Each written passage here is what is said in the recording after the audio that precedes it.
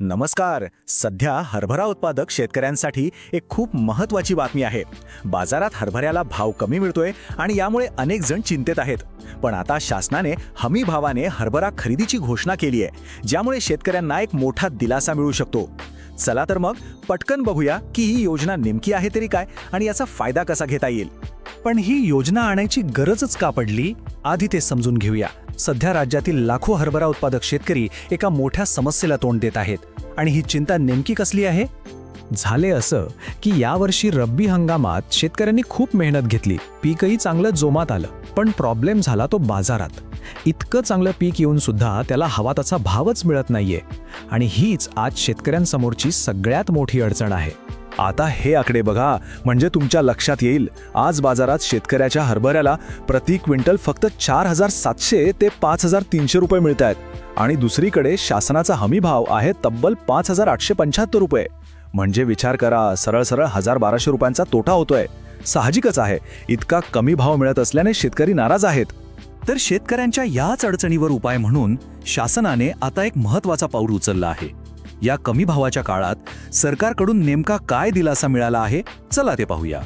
शासनाने या हंगामासाठी प्रति क्विंटल 5,875 रुपयांचा हमीभाव जाहीर केला आहे. याचा सरळ अर्थ असा की सरकार स्वतः शेतकऱ्यांकडून ह्याच भावाने हरभरा खरेदी करणार आहे. त्यामुळे शेतकऱ्यांना एक मोठा आर्थिक आधार मिळणार आहे. आणि ही खरेदी काही थोडकी नाहीये. केंद्र सरकार या हंगामात तब्बल 7,61,000 मेट्रिक टन हरभरा खरेदी करणार आहे. हा आकडा प्रचंड मोठा आहे आणि याचा बाजारातल्या भावावर नक्कीच चांगला परिणाम होईल. चला आता सगळ्यात महत्त्वाच्या मुद्द्याकडे येऊया. या योजनेचा लाभ घ्यायचा असेल तर काय करावं लागेल, नोंदणीची प्रक्रिया काय आहे आणि त्यासाठी कोणती कागदपत्र सोबत ठेवावी लागतील, हे आता नीट समजून घेऊ. ह्या तारखा अगदी लक्षात ठेवा किंवा कुठेतरी लिहूनच ठेवा. ऑनलाईन नोंदणी 1 मार्च 2026 पासून सुरू होते आणि शेवटची तारीख आहे 31 मार्च 2026. म्हणजे तुमच्याकडे बरोबर 1 महिन्याचा वेळ आहे ही नोंदणी पूर्ण करण्यासाठी. नोंदणीची प्रक्रिया तशी अगदी सोपी ठेवली आहे. अधिकृत ई-समृद्धी पोर्टलवर जाऊन तुम्हाला ऑनलाईन अर्ज करायचा आहे.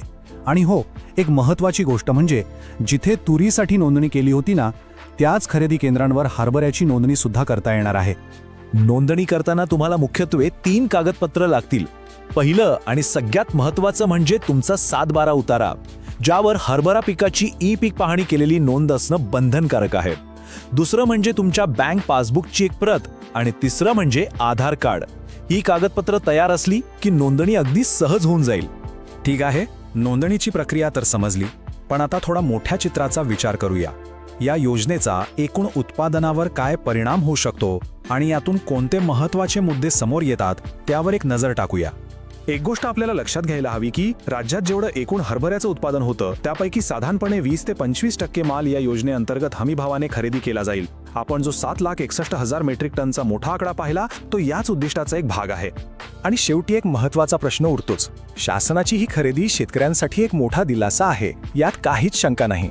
पण राज्यातलं हरभऱ्याचं प्रचंड उत्पादन पाहता ही योजना खरोखरच सर्व शेतकऱ्यांपर्यंत पोहोचून त्यांना आधार देऊ शकेल का?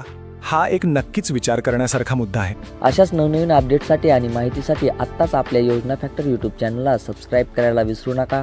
चला तर मित्रांनो, भेटूयात नवीन माहितीसह नवीन अपडेटमध्ये. धन्यवाद.